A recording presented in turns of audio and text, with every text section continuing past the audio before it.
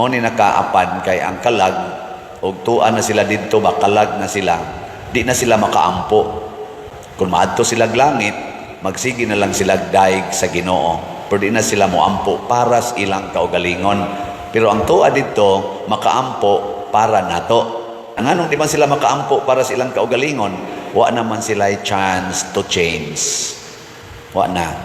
Mohunong na gaining atong ginhawa, no more chance.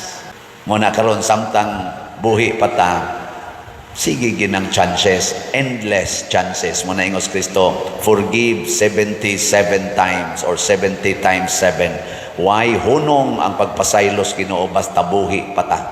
Munang samtang may kinabuhi, may pag-asa o may paglaom.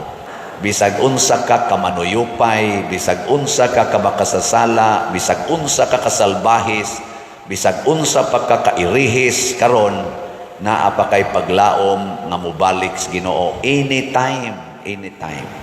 Muna kita sang mga naanas Ginoo, kitang nagsimba, kitang niilas Ginoo, tabangan nato ang mga tao nga murag wa na bitaw kahuna-huna nga naa sila'y kalag.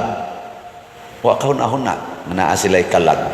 Atong tabangan kay nabutaan lang na sila.